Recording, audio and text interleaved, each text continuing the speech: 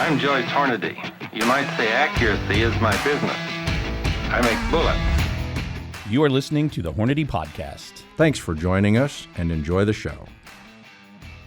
Hello, everybody. Thanks for tuning in to another episode of the Hornady Podcast. I'm your host, Seth Swerczek, and today I've got Preston Lentfer from Marketeering, and I've got Jayden Quinlan, not in the corner, from Ballistic Engineering. No. He's off to the left. Yep.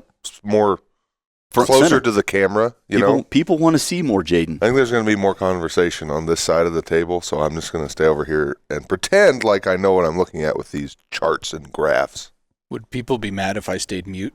I think so. I think so. That actually might get the comments going. So It might. It'd probably make me mad. well, You wouldn't like me when I'm angry.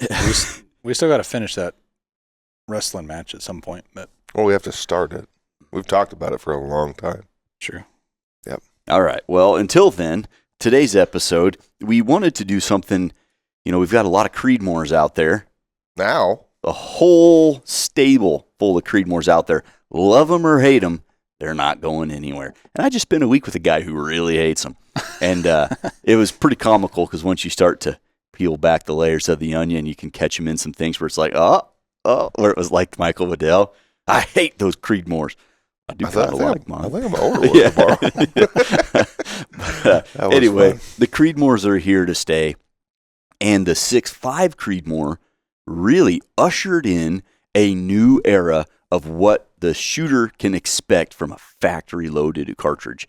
It really did, and we can get into that, but you've got the 6.5, you've got the 6, you got the 25, you got the 22. Gosh, we've even played with the 7mm. I'm sure a 20 exists out there. There's just that would be wild. a lot of Creedmoors out there now, specifically the SAMI-approved versions, the 22, the 25, the 6, and the 6.5. You've got really, in a lot of cases, a lot of similarities. Some cases, you have a lot of differences.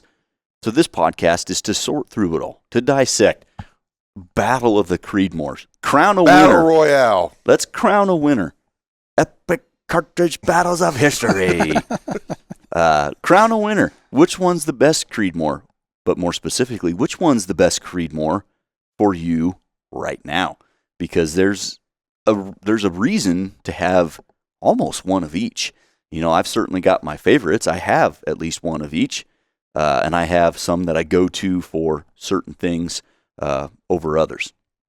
But let's just say in 2007, when the 6.5 Creedmoor was getting flushed out here internally, and we released it in 2008, what happened in the decade after that, less than that, 6-7 years after that, when it became, I can buy at the time the $350 or $400 rifle, and I can buy at the time, $18 or $20 box of ammo, and legitimately have 1,000 yard performance. That changed the game. That changed the expectations of the shooter. And, you fast forward just a little bit past that, you've got people winning national level 2-day matches shooting our factory ammunition in Creedmoor. So 6.5, it's got big shoes to fill. So maybe we could look at what the 6.5 has to offer versus some of the legacy cartridges, why it was so successful, and then start to compare all the other cartridges, the 25 and the 6 and the 22, back to the 6.5, because the 6.5 is the founder of the feast, Jayden. Right. Yeah, so the 6.5 is very important, not only in the Creedmoor lineage, but in cartridge design post that 6.5 Creedmoor, post its introduction. And for a couple different reasons. One was the chamber and cartridge design. Mm-hmm. Traditionally, if you look at cartridges that were introduced prior to that, the differences you see are a lot more tolerances, a lot bigger tolerance windows, and a lot more clearances around, say, the cartridge or the bullet within the chamber. And I think that kind of paid homage to the fact that you have to be able to get the cartridge to chamber. The bolt has to go into battery. Like, those are non-negotiable items, right? It has to fit fire function every single time. And extract. And some of those considerations are from a field basis, where you might have dirt or grit or grime or carbon buildup or whatever it is in the chamber. But the looser the relationship is between the cartridge and the chamber, the more variation is possible, right? That cartridge can sit positionally within the chamber in many different ways, and we know from some of the other podcasts like dispersion that can have an effect, right, on your end result. So the fact that the Creedmoor the 6.5 Creedmoor held such tight tolerances was really a step away from traditional cartridge design. So that was number one, was the dimensions and the tolerance windows. Number two was getting the bullet out of the cartridge case. If you look at many of the legacy designs, the .6 family, the belted Magnum family, 308 family, right? Most of those, you see the projectile is seated farther down into the cartridge case than would be optimum from just a like basic on paper analysis, right? Like if you've watched that dispersion podcast and you have an understanding of what those sources are, and one of them is the bullet being crooked in the barrel, attempting to mitigate that, you wouldn't want to shove the bullet as far down in the case as possible. You're just introducing more time and distance for the bullet to reach some sort of angle before it engages into the rifling and has dispersion problems due to that. And then an additional reason is to not arbitrarily reduce the cartridge case capacity. I mean, that's the whole goal of the cartridge case itself, right? Is that amount of capacity that you have directly relates to the velocity and performance metrics you can achieve there. So designing a cartridge where you rob some of the case capacity with bullet intrusion into the case just doesn't make sense. So you mentioned the .6 family, 308 family, belted Magnum family, and then you get into the semi-modern, early 2000s, the Wisms, the RSOMs, and the Rums. Mm-hmm. Those cartridge families, same things. Like you look at the Rum, how counterintuitive, giant cartridge case, 180 grain bullet shoved way in the there. sponge drive sticking out. Yeah. Right. So that was very much a new thing that started with the 30TC, sort of, with the dimensional stuff, and then the Creedmoor was the first one that really shoved those bullets way out. Yeah, and with an additional eye on aerodynamic performance of the bullet. Mm-hmm. So some people kind of view those as separate things. There's like the aerodynamics of the bullet, ballistic coefficient, whatever you want to use as your lens to view that. And then there's the cartridge design, and many folks think those are two independent things. Like, how could they be linked? But they're directly linked in that those dimensions that the cartridge is designed around dictate your bullet dimensions. It has to be able to fit from a magazine perspective. It's got to be able to feed, so overall length is pretty critical. But then it also has to be able to sit within the chamber and not interfere. And that really starts to play with your ogive profiles, right, which are really important for supersonic drag.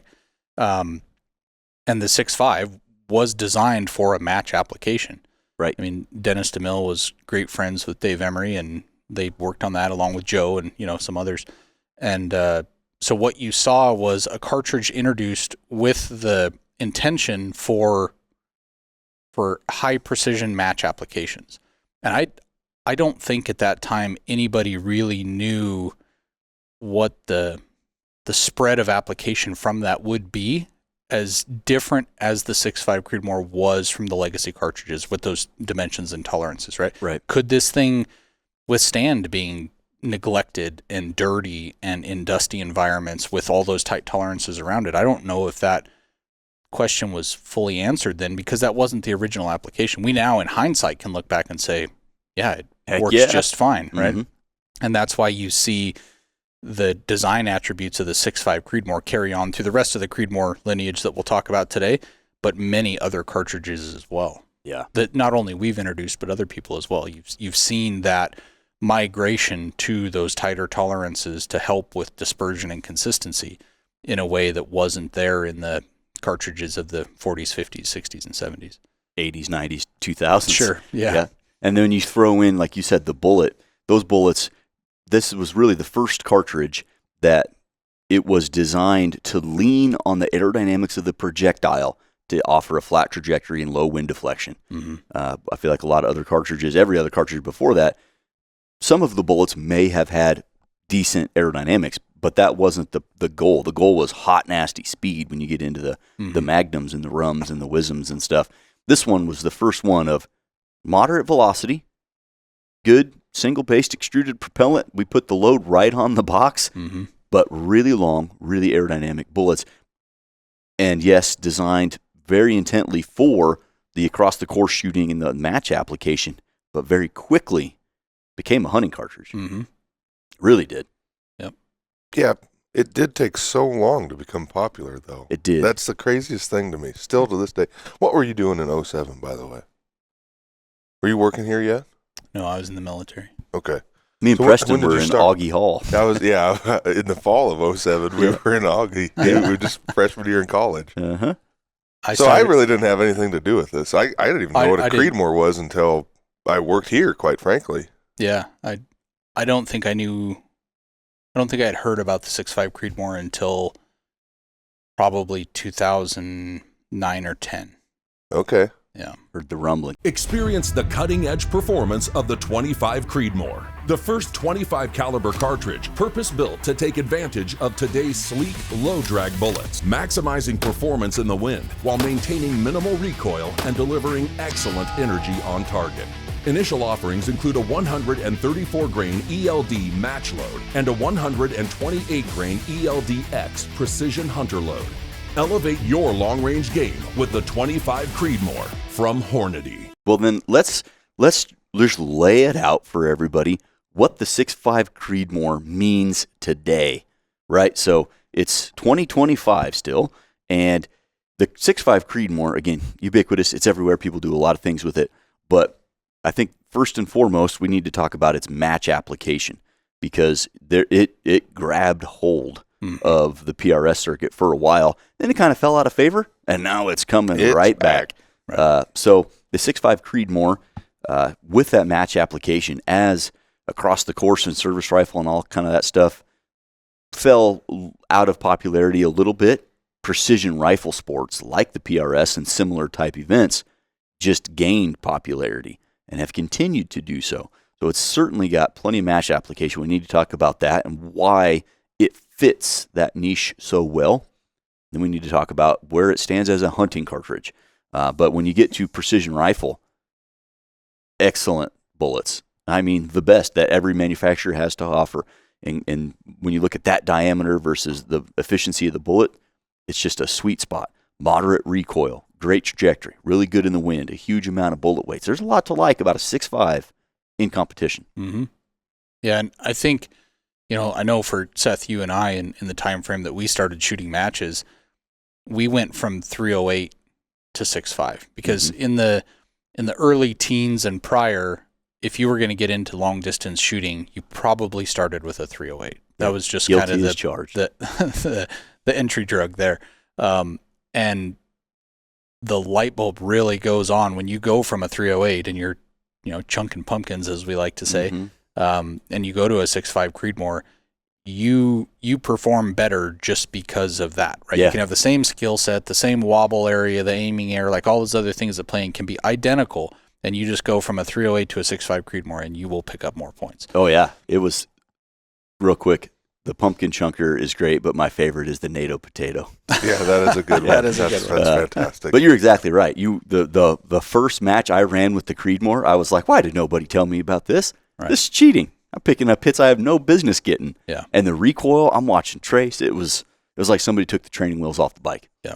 It's phenomenal. And then I think you saw it really pick up in the hunting world because of the blend of aerodynamic capability. So that bullet maintains velocity so well that you're getting terminal performance distances that typically you used to have to go to a Magnum cartridge to achieve. Mm-hmm. But when you went to the Magnum cartridge, now you're dealing with all that recoil because generally hunting rifles are fairly on the lighter weight end of the spectrum of all rifles out there. And so the Creedmoor, I think, really found a happy home in hunting because of that. It essentially could do, I remember hearing in the early days, it was essentially a 300 Win Mag capability envelope in a short action lightweight rifle. Yep. As far as trajectory goes, it's very similar to a Win Mag. Right. That's a bold statement. But when you look at what the Creedmoor is capable of, when you look at, like you said, it retains velocity.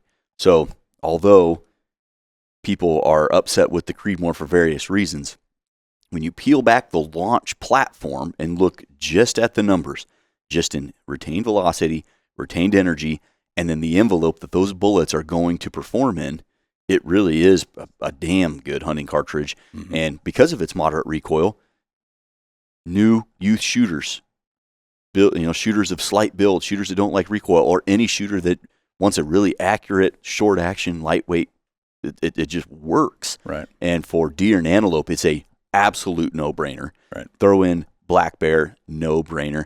And it's controversial, No, it's not. but there are a lot of elk die every year to the hands of a Creedmoor. Right. The cartridge is not the controversial part. I think a lot of times it's the decision making of the people that are using that cartridge As it always that is. might be controversial. You know, I've Yep. seen a lot of awesome shots on huge elk, and we're very successful with the Creedmoor. However, there's always those people taking risks that they probably shouldn't. Yeah. You know, and Just in that shot could go with selection. any cartridge. That's But Right. they exactly happen to right. be That's the using a point. Creedmoor. But it's certainly with the appropriate shot distance and the appropriate bullet, it is capable on elk. Our marketing director, Neil Davies, on the show somewhat regularly, 130 grain CX on a hand load, doing, 28-20, something like that with the 130 CX, crushed a giant Utah bull last year. So it's certainly capable. And when you start talking deer, antelope, black bear, that is the hefty majority of hunting in America. Then to turn it up to 11, you saw bullet development accelerate just like you saw cartridge development. You saw the introduction of the ELDX, of the CX bullet on the match side. Instead of just 140, now you got the 147, you got the 153. You got all the competitors of ours that are also making 149, 150, 151 grain bullets that are really aerodynamic and can really maximize that little pipsqueak cartridge of a 6.5 Creedmoor. Right. So it really set the standard. Now, I think we flushed out 6.5 Creedmoor. Love it or hate it, it's here to stay. And it keeps the lights on here at Hornady based on sales volume. And in the lineage of Creedmoor, the next one up, the 6mm. Right. Now, why was that the next one up? And where does that fit in the, the 30,000-foot view of cartridges and Creedmoors? Well, around, I think it would have been probably 12. I forget what year we introed the 6 Creed. Maybe 15? I think 15 or 16. 14 or 15. But around maybe 2012 or 2013, the precision rifle sports are starting to grow quite a bit. And the rifle weights at that time were not what you see today. No. So if you go to a PRS style match today, you're going to see tiny little cartridges in 20-plus pound rifles. What'd your precision rifle weigh in 2014? Oh, probably 12 pounds. Yeah, 12, 13 pounds. I think mine was 13. I don't think Yeah. I heard the phrase barricade bench rest until maybe 3 or 4 years ago. Yeah. And So- that's what it is now. Yeah, but back then, the Field rifles were rifles. much lighter, and so you saw people taking the 6.5 Creedmoor and necking them down to 6 Creedmoor to avoid that recoil, because you have to be able to see your impact to make a correction or to do the same thing again if you had a centered up hit, Not very often for me. Yeah. And so we saw that trend kind of starting, and then there's a bit of a battle when you see things existing in the wildcat world, right? Somebody will do something to create a wildcat, and then if that starts to become popular and spread, usually that's where the danger starts, because the more people that are moving to that, generally the more variations you see in chamber reamers that are made. Because when you're wildcatting, you'll call up a reamer manufacturer and provide them with specifications you want the reamer to be made for the chamber dimensions. You'll buy that, take it to your gunsmith, and have him chamber that barrel. Mm-hmm. Well, the more variations you have out there that are called the same thing, let's say 6 Creedmoor, the more problems you have if later you decide to standardize it and introduce, a factory loaded ammunition. Yeah, because because the factory ammo's got to work. right. And so you kind of have to go back and research what all is out in the wild right now as far as dimensions go, and you have to consider the lowest common denominator one. Generally, that is the position of the throat or the lead angle start within the chamber, because a lot of guys will shorten that up so that they have some sort of optimized amount of jump or a targeted amount. Well, from a fit standpoint, if you design the cartridge so that the bullet is sticking so far out of the case, or the ogive shape is plump or something, you can run into interference problems in those chambers that have the shorter throats. And so 6 Creedmoor was one of I don't know if I want to say one of Hornady's first experiences with kind of that problem, because the 6.5 284 existed well before that. And the 338 Lapua. But it was certainly one of mine in my career of seeing that play out, and how if you don't catch it soon enough, it can be really problematic. So we saw that the concept of the 6 Creedmoor wasn't going anywhere, especially with the trends of the precision rifle shooting at the time. So decided to standardize that, and the benefits it had in light of the 6.5 Creedmoor was some benefits on flatter trajectory, similar wind but lighter recoil. Mm-hmm. A lot to like there. Yeah, and one of the downsides we saw to the 6 Creed versus the 6.5 Creed at the time is the 6.5 Creed has very forgiving barrel life and cleaning regimen. You can abuse a 6.5 and not really have major problems. The right? least maintenance intensive. Yeah, and so when we saw the 6.5 really get out there and start getting used, or the 6, when we saw it get out there and start getting used in mass, the first thing we noted was that the barrel life was significantly lower. And, and this is before we've done like the barrel life podcast and all that. I mean, again, this is, over 10 years ago. Yeah. And so those numbers or how to gauge that wasn't well understood within the shooting community itself, or even the industry really hadn't, studied that much. So that's where you see the 6 Creedmoor exist. And you saw, like you said, where that pendulum has swung back to 6.5 Creed now in the precision rifle sports. This is it swinging through the 6 Creed period. And you still see a lot of 6 Creeds being used. Of course. They're fantastic as a balance point for that. But yeah, that's where the 6 Creed existed. Yep. It was pretty cool. I remember John Snow, Outdoor Life, and GA Precision kind of partnered up to do a big Outdoor Life video and series, and came out in the magazine at the time, whatever. And so it was already in existence. And there were still people shooting 243 and 243 improved with 1 and 8 twists. Mm-hmm. And the 6 Creed really caught on.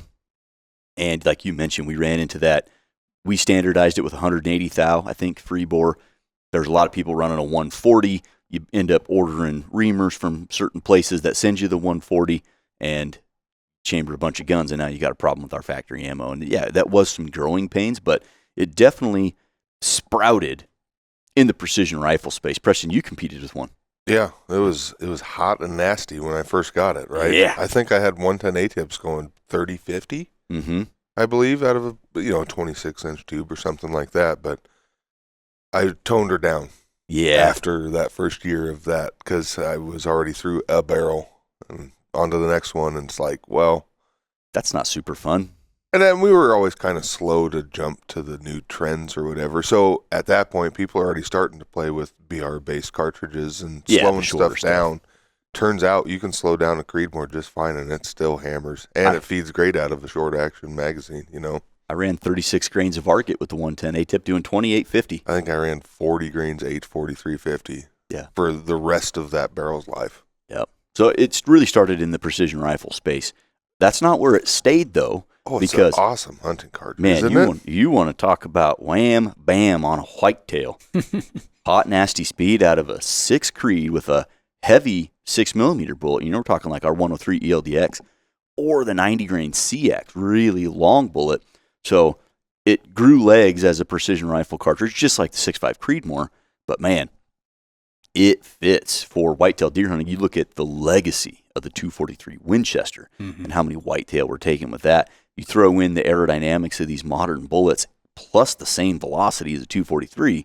And for antelope, it is an outstanding prairie cartridge. So if you're, on the sandhills or pounding on the prairie out in eastern Wyoming or something like that, 6 Creedmoor absolutely thrives as a hunting cartridge.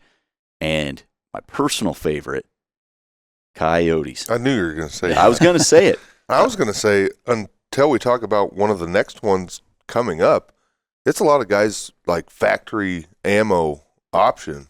That if they don't want to hand load and do a wildcat or whatever, a 6 Creedmoor with an 80 grain ELD VT, like that's their go-to. Especially, I'm thinking of Tate Streeter right now. Yeah. That's his go-to when he doesn't have time to hand load or doesn't want to chamber a barrel in something. You get incredibly high velocity, but incredibly good aerodynamics. So for a varmint cartridge, it's fantastic. Flat. For a match cartridge, it's great. Justin Watts down in Oklahoma, he is a legitimate national-level competitor. When he shows up to a match and he's been training, he's in the running to win every match he goes to.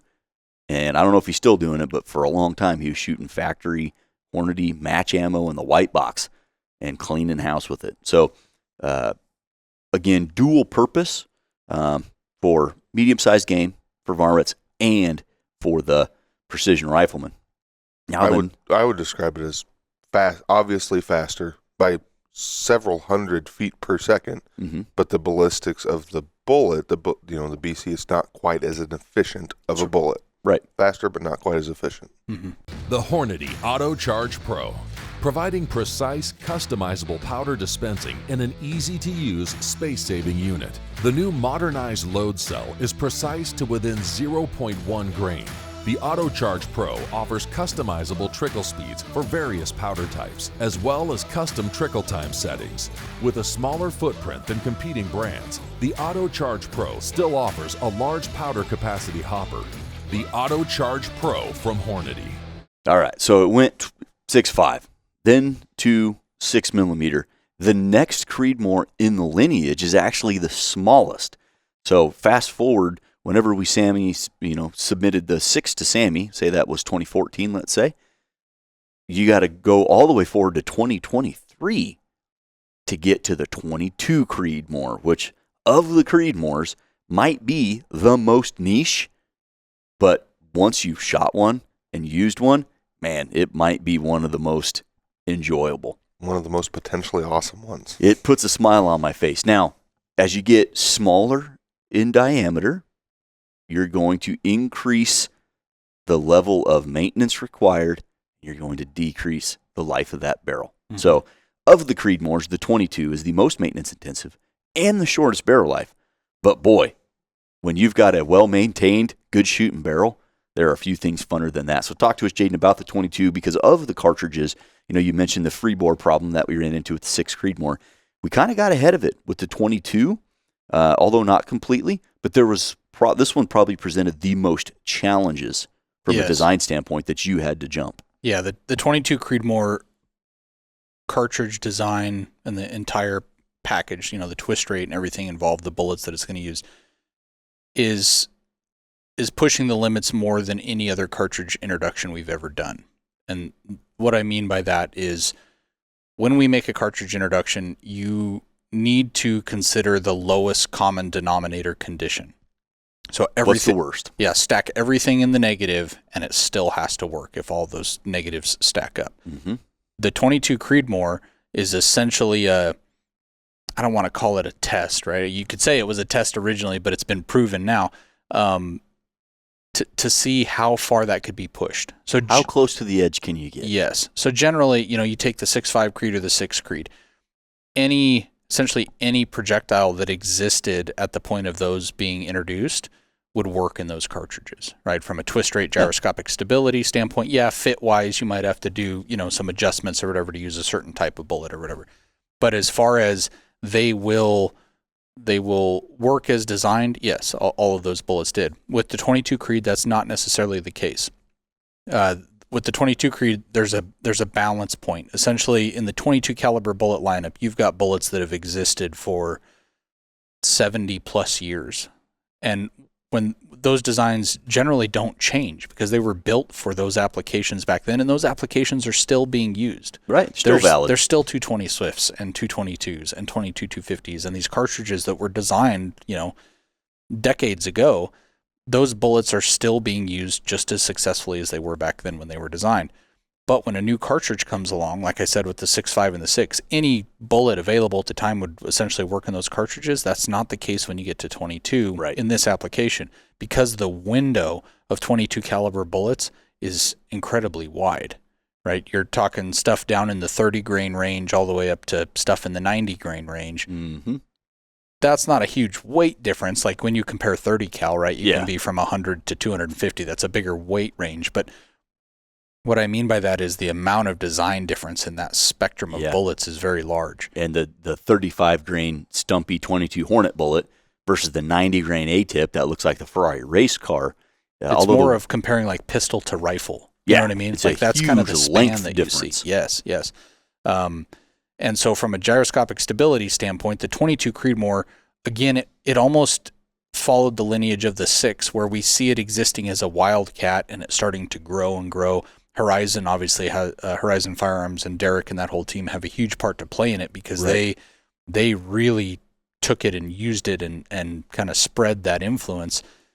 And what we saw was that it really excelled with the heavies, right? Because you have plenty of short action rifle cartridges that do well with the lightweight bullets. I mean, 22-250 is the easy example, right? Yeah, So buddy. why do you need to design another 22-250 that works with lightweight bullets? You don't. Mm-hmm. So the 22 Creedmoor really excelled with the heavier end weight of the spectrum, say 70 grain bullets and above. What we found, though, was the twist rates that were being used in that were generally around a 7 twist, which is what most people would expect with the heavier weight bullets, right? Yeah. I mean, the iconic 22-243 cartridge, that was such a wildcat favorite to shoot the heavies. That was a lot of people building them on a 7. Right. The problem was that when you take the old legacy bullets, those old 22-250 bullets, and you shot them at those velocities that a 22 Creedmoor could produce out of a 7 twist, those bullets weren't designed to hold up to those sort of forces. Right? You're going to have some problems. Yeah, you're going to have problems. And so the 22 Creedmoor was introduced with an 8 twist, which is sufficient to stabilize even in the lowest common denominator application, so very cold temperatures at sea level. It'll stabilize up to those 80 grain bullets. The 88s and the 90s, it'll work pretty well with those above freezing with an 8 twist. But that's where we kind of pushed the limits, because the other thing that you've had happen is the consumer has become so much more educated in the last 10 to 20 years. The internet's really facilitated that in a major way, right? There's been a lot of miseducated. Oh, for sure. It comes with both, right? Still, yeah. I don't know if that's the right vernacular, but yeah, there have been people that have been educated completely wrong. Yeah. Thanks, internet. But I think the 22 Creedmoor is a testament to that knowledge base being disseminated throughout the community because it's worked, right? Mm-hmm. There hasn't been major problems with the 22 Creedmoor for how many years now has it been a standardized cartridge, and Right. Horizon has, I don't know how many rifles they've chambered, but it's been a lot, and now everybody, right? Yeah, now you're seeing big manufacturers like, you go to the big box store. Right. And you see those brands out there, Ruger, for example, with their Ruger American. Mm-hmm. And yeah, you don't see mass problems. Right. If it would have been 7 twist, I'm 100% convinced we would have seen some problems. Right. Because, like you mentioned, the velocity with those bullets, the jackets are really thin. You start spinning them really fast, you're going to spin the jacket off the bullet. And it's not always, it's very rarely, in fact, just the bullet's fault. The barrel, that individual barrel, has a big vote in whether that bullet holds together or not. And you're getting into things that you can't control. Right. Is, the internal finish. Is there tight spots? The consistency of the bore and groove diameters. But I looked through it, and it looked all the same diameter. Well, you got a calibrated eye. That's right. Yeah. Oh, and I wanted to bring up while we're here, because sometimes I don't think we say it as pointed as we should. Yes, hand loaders, wildcatters, you can do a 22 Creedmoor with a 7 twist because you know what you're doing, and you're going to do it, and you're going to hand load it anyway. We're not worried about you. Yeah, you do You're whatever on you your want. own, man. Yeah. Have fun with the 7 twist. It's great. Yeah. It doesn't have to be, though. And for the general consumer, for the huge populace, we want to make sure that it works for everyone. For everyone. Right. Yep. And the 22 Creedmoor with the 1 and 8 twist definitely does that. I would say the 22 has a very limited scope of use, compared to like the 6.5, for example, because you really can't use it for PRS generally because it's going to exceed the speed limit of the PRS. So there's that. So it really doesn't have a ton of competitive precision rifle use, but where it really shines, obviously for varmint hunters, and I'm a huge proponent that it is the Prince of the Prairie. It is the antelope cartridge. I firmly believe that. I've shot a big handful of game now with it, from as small as prairie dog up to White-tailed deer and black wildebeest in Africa. Dang. And I'm telling you what, I've been blown away with the performance. Just like anything, you kill animals with shot placement. That's inarguable. You kill animals with shot placement. So with the proper shot selection and the right bullet, it did a really good job. So it might not be for everybody because certain states have rules where you can't use 22 cal, for example, on those medium game animals. But you want to talk about rock chucks and coyotes? They make them none better. Yeah. Yeah, where we said that the 6 Creed had a flatter trajectory but similar wind to the 6.5. I've got some numbers comparing to a 6.5 Creedmoor with a 147. Yeah. Because a lot of people are going to have firsthand experience with that. So at 600 yards, the 6 Creed with a 108 is 13 inches flatter than the Creedmoor with a 147. Wow. Wind-wise, at 600, they're essentially identical. At 1,000, it's 41 inches flatter, so about a mil flatter at 1,000. That's observable. That's big. Right? You'll see that. When you go to the 22 Creed, it really turns those numbers up. So at 600, 27 inches flatter than a 6.5 with a 147. Whoa. So at 600, that's 1.3 mils. Yep. That's a lot. That's a whole lot. Wind-wise, it's essentially a wash until you get out to around that 1,000-yard mark, and then the 6.5 is going to have a big advantage there. Of course. But for what you're talking, predator hunting, small game, or medium-sized game, antelope and deer. Yep. It's huge because I think we also take for granted too, especially in the rifle sports portion of the community, that the range estimation problem is kind of gone. Right. In those aspects, right? That was one of the reasons why you saw, the red hot nasty speed back in the day, was to address the fact that we don't know the range to the target perfectly, and so to account for that error that we're going to have, you have a flatter trajectory. It's more forgiving. Mm-hmm. Well, you still have that with varmint hunting. You still have it with just hunting in general, but particularly at night with thermal hunting or using night vision. That's a huge issue. I mean, you're seeing a lot of products now offered with rangefinders built on board, to be able to help with that. But man, if I had a 22 Creedmoor when I was hunting coyotes for bounty for gas money growing up, I would have had a lot more money than my 223 back then. Yeah. Probably wouldn't know you. There's a lot of coyotes I missed in that intermediate distance because I just didn't know back then. I definitely didn't have a rangefinder that were killable. They were like well within your range of capability with that cartridge and rifle. But if you don't know how far away what you're shooting at is, you have no way to gauge how much holdover to give it. That's right. That is frustrating. I can think of a handful of dogs just on the top of my head where a bullet went right over its back. And it's like, or right under it. Well, right under it, but I'm speaking specifically about one of my brothers. It's like, hey, you don't actually have to hold over. Like, it's not that far. It's 300 yards, It's like, well, he held on top of his back. Went right over his back. It's like, Yeah. So 22 Creedmoor, fantastic. We had a great partnership with Horizon. It's available everywhere now. We just announced that as kind of a new cartridge, air quote, new cartridge. New old, I guess. Yeah. I've got one. I'm going to get another barrel on order so I can have 2. Preston, you just built one. I really enjoy it. I think it's a lot of fun. Like, the first time I shot, it's like, I've never shot a cartridge this fast. Ever. Mm-hmm. It's pretty cool. Yep. Jayden, you going to get on the 22 Creedmoor train or what? Once I can get back into predator hunting heavily again, probably. But until then. Yeah, the baldness of my head and the girls in my life keep me pretty busy. What if I told you, what if I said, Jayden, I'm picking you up. We're going You'd have to ask Tori one first. night. Well, no, I'm just going to show up. Just appear? Yeah. It depends. Would you consider a 22 Creedmoor? What would you take if I just showed up 22 ARC? next weekend? 22 ARC? Well, probably 6 ARC because it's always ready to go. Okay. I like that answer. No, probably not.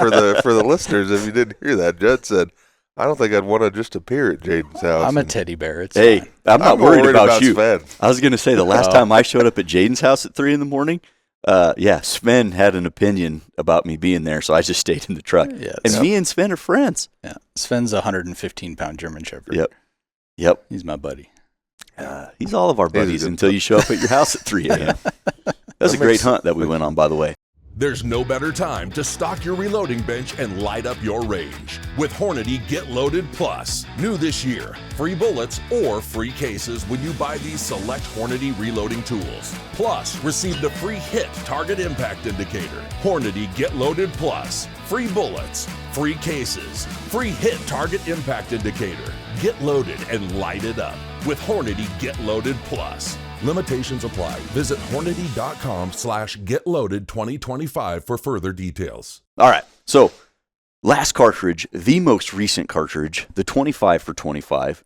We have a 25 Creedmoor. Now, this is like you blinked and woke up in banana land. Like, did we really need a 25 Creedmoor? Outdoor writer Richard Mann originally kind of necked down the Creedmoor, the 6.5, and called it the 250 Hillbilly. And the legacy 25 cal bullets don't really make that 25 Creedmoor a whole heck of a lot more than just kind of fun and interesting. Mm-hmm. The shape of those projectiles just didn't offer much. But the 25 Creedmoor is now one of the most popular cartridges in PRS. Yeah. You look at the leaderboard, you're going to see a lot of 25 Creedmoors. 2 of our, maybe even 3 of our top team shooters, Clay Blackadder, Austin Orgain, I don't know about Tate. They're shooting 25 Creeds. Yep. And they are cleaning house. Now, you could say, well, they're the best shooters in the world, so they win with anything. That would be true. That's true. However, when you talk to them, they can see and feel the extremely minute differences between 25 Creed and, say, a 6- or 6BR or 6.5 or whatever. They can see the difference.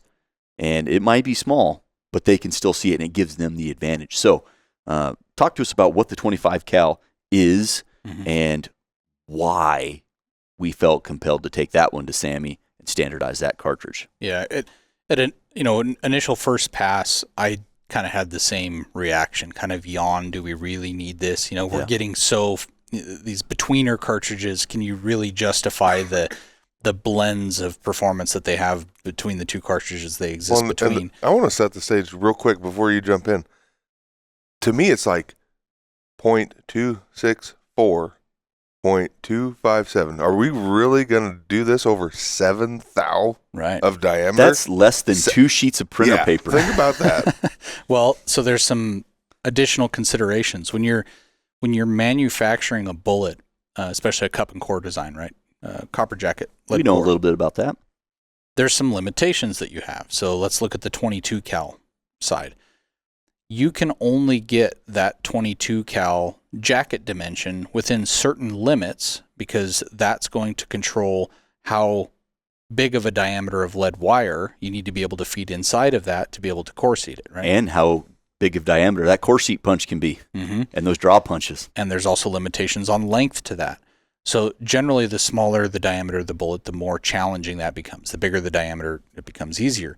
Well, with 6mm, same thing. You can only go so far as pushing that bullet design envelope with that traditional style bullet, a cup and core style. You can only get it so long. You can only play with those thicknesses so much. It has the same problem as 22s, just a little bit more forgiving.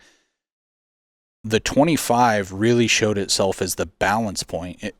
In hindsight, looking at it as a complete package. I love hindsight. As the sweet spot, not only in many things that people are already aware of, right, recoil and the ballistics and all that kind of stuff, but the aerodynamics that could be achieved with that bullet within a 257 diameter. And you're right, we're talking thousandths of an inch here, but the effects of those thousandths of inches in bullet diameter and what that relates to in the limitations of how you can manufacture it, it's bigger than thousandths of an inch.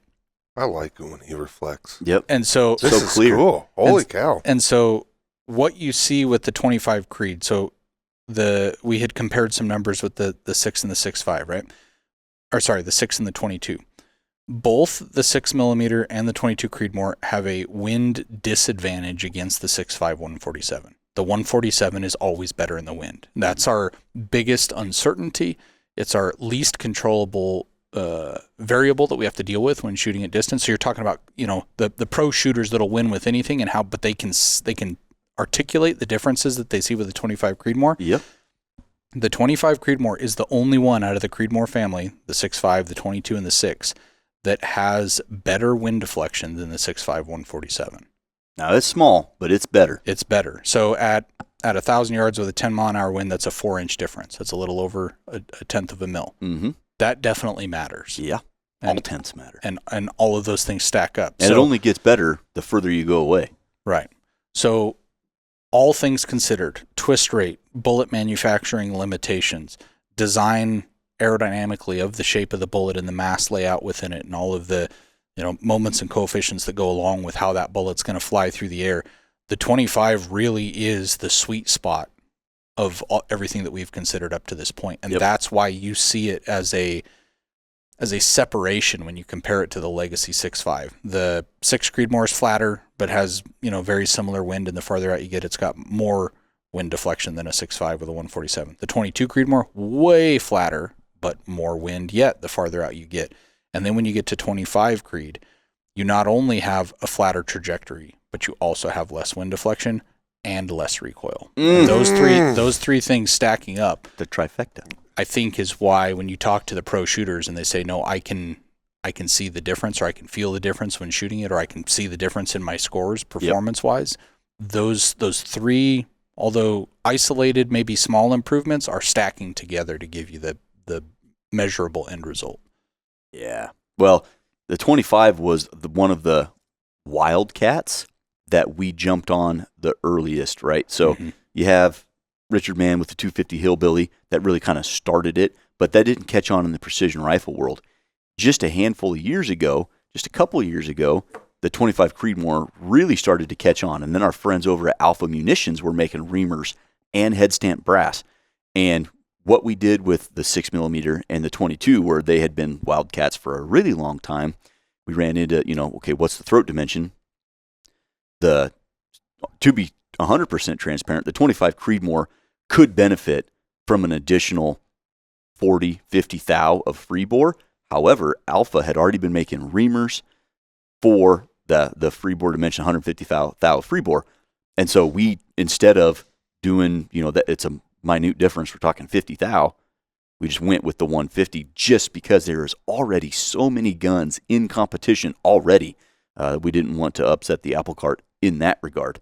But it really is the match shooter's dream cartridge. Then you got to talk hunting, because I'm a huge 25 cal fan, as you guys know.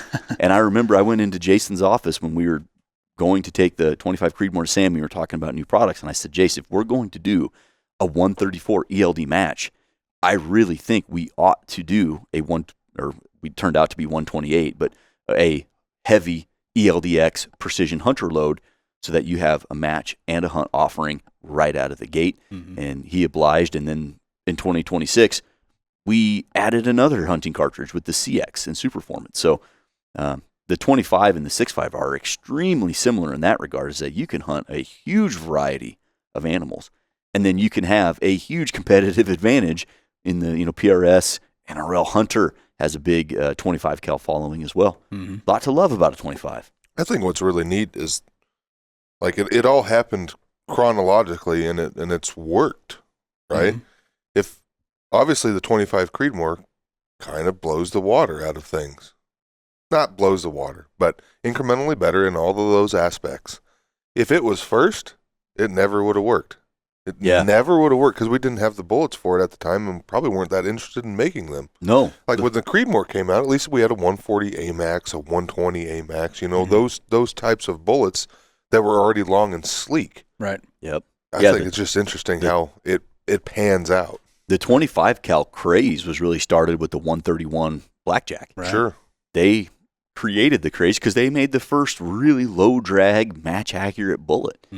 And although that particular company's no more, I still think you can get that bullet from Sierra, or a very similar bullet. I'm not so sure about that. Yeah, might not be. I'm talking out of school. But Doesn't matter. There's many manufacturers supporting aerodynamic 25 cals. Yeah, now you got all of them. You've got our 134 and our 138 A-tip. Man, do you remember when Jason Hornady was like, you can get one, pick one? Because we had the ELD match and the A-tip, and we launched with the ELD match, and he's like, I'll be lucky to sell 100,000 of them. Well, a few million bullets later, we could we could also sell the 138 A-tip now, which from a competitive standpoint, it really doesn't get much better. Yeah. And as much as that initial, like, on paper look at it was kind of a yawn, but then you get more into the details and say, there might be something here with the way all these positives are stacking together. There isn't the traditional get one positive, get one negative trade-off type relationship. Right. It really came to light when I started shooting it. Yeah. So what kind of rifles have you put together? I've got a custom built, essentially, impact action, carbon barrel, 24-inch in a Manor stock. So kind of like an NRL Hunter lightweight style rifle, but then I've hunted with it too. I hunted whitetail with it last year in Wyoming. Killed a coyote. I did kill More a coyote. important. Yes, I'm yeah, just before kidding. the deer too, which is Yeah. the correct order of operation. Yeah. But yeah, I'm really happy with it. More so than I thought I would be. Mhm. And I haven't shot any matches with it yet. I shot like a local club one-day match with it. But I'm excited to do that going into next year. I'm hoping I'll have some more time for matches and get that thing out there. So what surprised you? Is it more beneficial than you ever thought that it would be? It's more noticeable than I thought it would be. Really is. Yeah, because those benefits, you talk at 1,000, it's 31 inches flatter than a 6.5 with a 147. That's 9/10 of a mil. That's Yeah. easily observable. Yep. Wind wise, at 1,000, that 1/10 of a mil difference, that's observable when you're shooting in wind. Right. You Sure. can see that. And then recoil wise, so if you take let's just say an 11-pound rifle, because that'll make this math easy. 11-pound rifle, you're at 10.2 for recoil with a 6.5 147. Yeah, foot-pounds of recoil. Yeah, Okay. you're at 9.7 with the 25 Creed with a 134. So what, about a Half 5%? Yeah. 5% reduction. The 6 Creed, you're down at 8.3, so you're talking about a 20% reduction from a 6.5. And then the 22 Creed, you're at 7.3, so about a 30% reduction. None of them are high recoil. I wouldn't think Right. I would feel the 5% difference, but I'm pretty sure I can. I would agree. I would need to do some side-by-side with it off of more unsupported positions to really hash that out. And there was big gaps from when I was shooting 6.5 to shooting the 25 stuff, but I think you can feel it. You So can even probably something tell that because small. you're just so sensitive. I am, yeah. Mhm. I said I was a teddy bear earlier, right? That's right. Yeah, and so the recoil thing is a huge concern, especially in the shooting sports world. Obviously, in PRS, it's important. It is one of those vital components that people base whole cartridge and bullet selections off of. However, I would say it's less important in PRS because your guns weigh 20 friggin' pounds. Right. So it is important. However, not that important. When you get to NRL Hunter, I think that's when recoil mitigation becomes increasingly more important because, so say you're in open light or you're in factory, you have a weight limit, so the rifles are going to be sub 12 pounds, and you're building improvised shooting positions. So that same amount of recoil is just going to be amplified by the lighter rifle, and you have to see those shots. Right. You have to see the misses, and you have to see the hits. And in NRL Hunter specifically, I think you're really going to see that slight advantage in recoil. Just for funsies, the other day, a good friend, owner of Vapor Trail Bullets, Tom Jacobs, had a poll on his Facebook page. He was just curious because he's been doing more bench rest stuff lately. But he said, "What's everybody's PRS rigs weighing?" Oh boy. And so at the time I looked, he probably had 30 comments. I think one was facetious, but I bet the average was like 23 to 24 pounds at that moment, and there's still more comments coming in. I believe it. I remember Miles being so upset that this is a joke. This game is a circus, and if you want me to play, I'll play in this circus. And he took the Xylo Ugly Duck chassis, and I mean weighted that thing, incredibly balanced, I'll say, but weighted it down, and he had like a legit 25-pound 6 arc. Then it was a joke. You could put it on a sandbag on the top of a fence post, and my 9-year-old could go out there, and all you have to do is lightly breathe on the trigger, and it goes off, and it doesn't move, and it hits your target 1,000 yards away. Yeah. Pretty cool. But his right arm was bigger than his left arm at the end of match season. Yeah, Guaranteed. yeah, probably. Another thing to note on the 25 Creed is we made mention of barrel life a little bit with the other two, that when we went 6 Creed, you saw, quite a reduction, essentially half the barrel life that you would see out of a 6.5. I would say 22, even less than that. I mean, yeah. it was. You and I lucked out on 6.5 Creedmoor barrels. Yeah. We've got barrels that don't die. I But still got her. yeah, generally Creedmoor in a competitive world, 3,000 to 3,500 rounds. Most people are pulling 6 Creed barrels at 1,000, or real close, 1,200. If you babied it, a hunting rifle or something, certainly you could go more than that. But You go a lot more than you that. pulled if you're yours at- babying. we watched yours crap the bed, watched it happen. I think it was at like 900. Yep. 984 comes to mind, although that was years I don't ago. take notes anymore. No. Probably should. Anyways, But 25 is going to push that closer to 6.5. important aspect. Yeah. So you're probably going to see, I don't know, I haven't ran it through that little formula thing that we generated that table with, but you're probably going to see around 2K-ish. Yeah, 2K, 2,500. And what's really cool about the 25 is there's a unfortunate trend in precision rifle sports to never clean your barrel, ever. And although that can work, say in 6.5 Creedmoor or something like that, the smaller you go, the more you can't do that. The smaller the powder charge and the smaller the hole you can get, or the bigger the powder charge, smaller the hole, you can't get away with that. You throw in a 6 arc or a dash or a BR or something like that, okay, it's a little more forgiving. But yeah, you cannot get away with that in a 6. Right. And it's an unfortunate thing that people don't maintain their barrels, but if you're going to do it, you're not going to have a as clearly defined line in the sand of things are good and now things are not when you go with those slightly larger diameter bore volumes. Yep. You throw in a Magnum into this thing, like a 6.5 PRC, that line becomes much more clear where things are good until they're not. Right. So again, I wasn't designed with that intent, but that is a reality that people don't clean their barrels in the 25 and the 6. I have to think people are getting better in the competition world about that. I just worry about the hunters that are using these hot rods and magnums, and they don't really pay much attention to that. Yeah, I think it's more forgiving just by the nature of the application of hunting and and what's around it. And most of those barrel life numbers that we talk about are kind of an average that's probably skewed more to the match application, the abuse application, right? Yep. I don't know of a traditional hunter and his hunting rifle ever shooting 10 rounds in 2 minutes repeatedly over 2 days and then not cleaning it. And then Depends doing on how it good of a multiple hunter he times is. a Shoot year. 10 rounds growing up in 10 2 years. Yeah. Yeah. Doesn't matter. Yeah. So that'll certainly help. Yeah. So in the battle royale of the Creedmoors, you have descending bore volume. So you have an increasing frequency of cleaning required. Right. We got that going on. As it would go, you have a decreasing bore volume.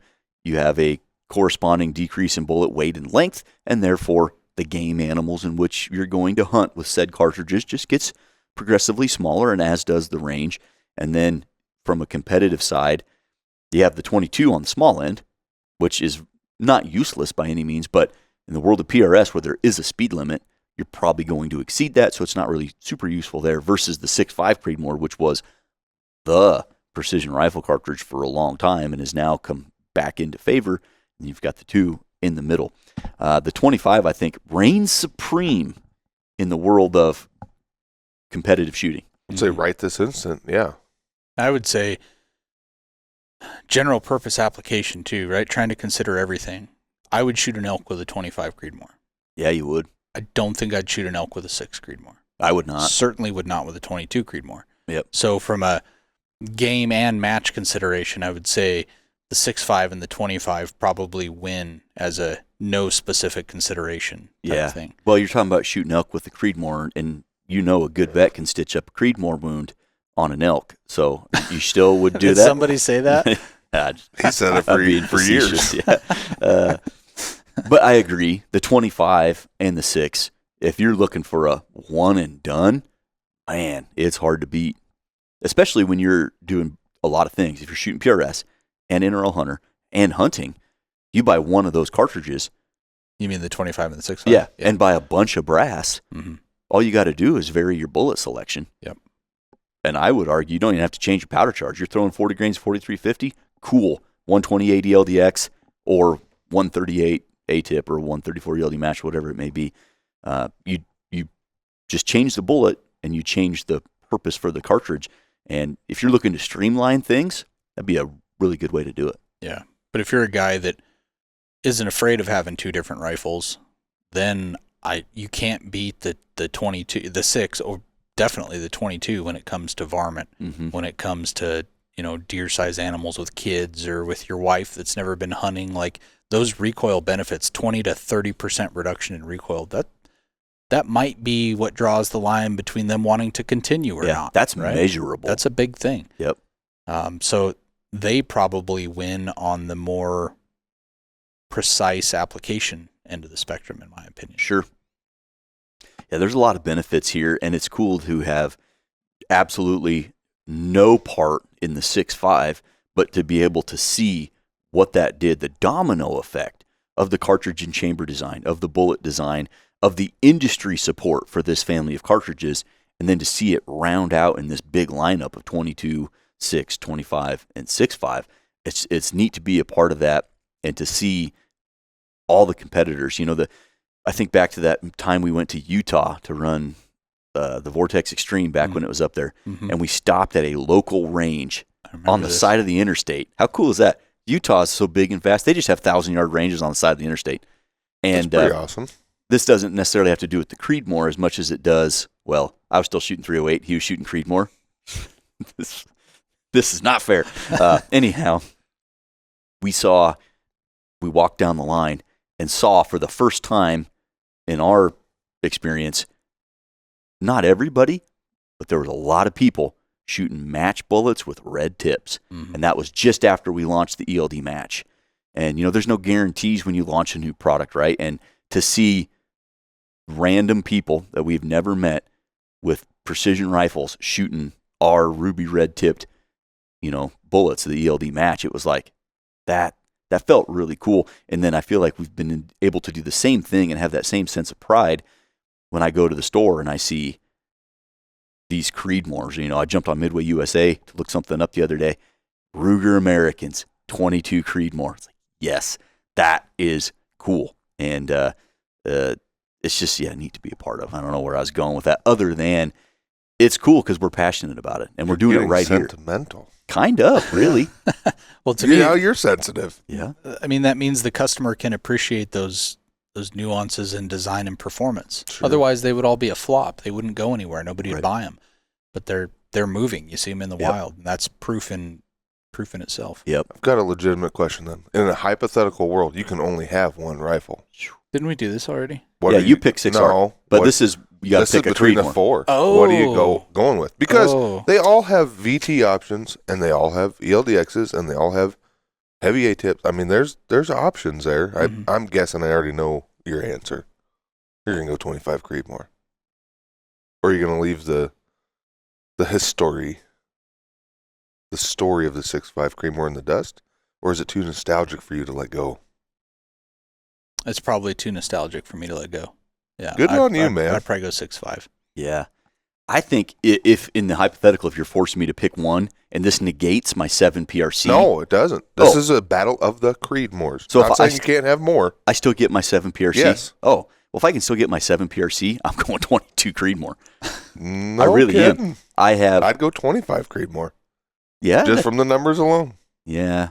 Well, if you throw in the PRS But stuff. I also have a 6.5 PRC and a 7 PRC and a 300 PRC. Yeah. It's really tough because if you're making me shoot this in PRS, obviously, I love to compete. No, I'm not. I still got a 6 ARC. So it's really tough. The 6.5 is about as universal as it get.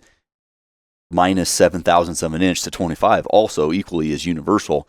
But for me, if I'm big game hunting that requires something big, well, I got a 7 PRC. And man, I mentioned this on our antelope podcast. I was hunting with a good friend of ours, Kelly. Mm-hmm. And I said, Kelly, we got to wrap this antelope hunt up because it's messing with my coyote calling. Like, I have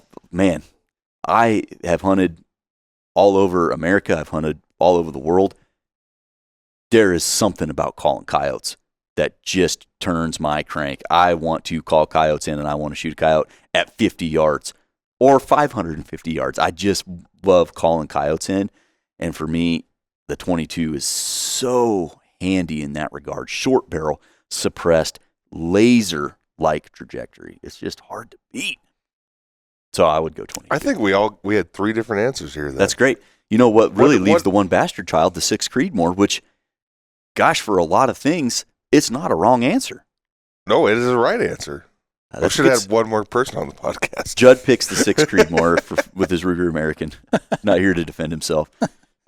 Preston, you mentioned it, and real quick before we wrap this up, I did want to mention the factory ammo offerings because there is a smattering now. Oh, when big you one. look at these Creedmoor cartridges, you've got a Precision Hunter with an ELDX bullet, all practical ranges, accurate, match accurate, hits like a hammer from near to far. That's going to work for you.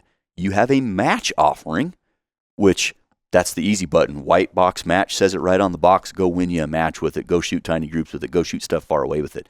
It works.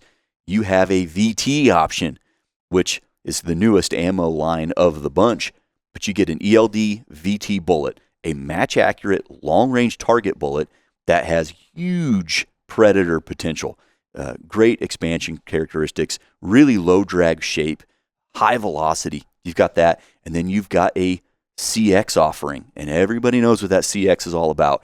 It is lighter for caliber when you look at it on paper, but because of its monolithic nature, these things, if you want an exit, if you want to take the 6.5 on an elk hunt or something like that, that CX is devastating. You've got 4 ammo selections there for all these. Then you throw in, you're a hand loader, and you throw in the 90 grain A-tip, the 110 A-tip, which is my favorite match bullet of all time, I think, the 138 A-tip and 25, and the 153 and 6.5. There's not much that a Creedmoor can't do. Love it or hate it, them's the facts. Yep. I'm curious what the people are going to say in the comments. They're probably going to 6.5 man bun, 6.5 need more. I hope so. Couple 6.5 bleed more. Tyler, for real, plug in Grizzle Bears up there with the 6.5 Creedmoor. Yeah. But let us know what your favorite Creedmoor is. Or Seriously least wanna know. favorite. Well, yeah, let us know. Just comment down there. This will be fun. This will be really fun. Just be nice, because I'm very sensitive. That's true. Well, and Jayden We're doesn't very read sensitive comments. table today. Preston, when you I get don't know all how these to read. comments, Oh. you got to get them to Jayden. You got I'll to read have them to to Jayden. voice to text you the Can comments. you do that? Yeah. You read them to me? Yeah. Yeah. Hopefully you got a while, because I hope there's a lot. Yeah. Well, you heard it here first. Jayden's going 6.5. Preston's going 25. I'm going 22. We do want to hear your favorite or least favorite Creedmoor. And what's hilarious is I don't even have a 25 Creedmoor. Not but yet. I would get it. Yeah. You should fix that problem. I just have barrels. And we just swap them. Yeah. I built my son a 25 Creedmoor. Yeah, we need to have that one on the We, podcast. we I think. probably do. Yeah, let us know if you'd like to see a That's your Hornady job rifle next builds. week while I'm gone. Get that thing in here because, it's pretty cool and super capable. Useful. Yep. Handy. Also, let us know in the comments if you are a doctor of veterinary medicine, if you could stitch up a Creedmoor wound. Mm. Yep. Well, stitch up is one thing. Yeah. Effectively stop the bleeding is Yeah, another. Well, Usually you have to apply pressure. Not Well, is it a stitches. bleed more or a need more? I don't know. But Those are two I think contradictory the things. hip kids say haters gonna hate or something like that. Gator's gonna gate. Oh, that's it. No. Well, I think it's Oh, haters. I don't know. Yeah, I think you're right. I'm not involved in culture at all, so that was a step out of my bubble there. Yeah. Well, I appreciate you guys coming on to really just lay everything out for each of the Creedmoors. And we did this about the PRCs as well, 657 and 300. And that one was a little bit more clearly defined, I think. You have a 12-pound sledgehammer with the 300. You got your 25-ounce, 28-ounce framer with the 7. Classic. You got your 18-inch claw hammer with the 6.5 PRC. And you could do a little bit with everything, but they were a little bit more clearly defined. And when you get into the Creedmoors, there's more minutia, there's more gray area. And I think that's the fun part. And I think everybody should have one of each. I couldn't agree more. It's the only way to know. It's the only, yeah. All right, guys. Well, I appreciate you coming on the show. We're going to get some more technical stuff coming. We were talking before recording. Jayden offered to do a technical Jayden Quinlan's Corner episode. Did he offer or just tease us? Well, I'm taking it as a legit offer that he's going to make the time for it. And I know the listener wants it. And we've got a bunch of technical episodes written on the whiteboard waiting for you. Transonic gremlins. We have to do a whole podcast on energy and some of the fallacy and myth and dogma around energy. We're going to do a definitive episode on terminal performance based on bullet construction. So this was a big one. Listener, look forward to this. Like I said, a definitive collection where we're going to do a dedicated episode of cup and core polymer tipped bullets, how those perform, why they perform that way, and what performance envelope they live in. And then monolithic bullets, and get into just different bullet constructions, and what the terminal performance looks like. So we've got a lot of technical episodes on deck for you, Jayden, for you, the listener. And so go start preparing for that. And thanks again for coming on the show. Yeah, you bet. Ladies and gentlemen, I appreciate you listening to this episode all about all of our Creedmoor cartridges. We've got everything from 22 to 6 to 25 to 6.5, and there's something for everybody in this lineup. Thanks for listening. We'll catch you on the next one.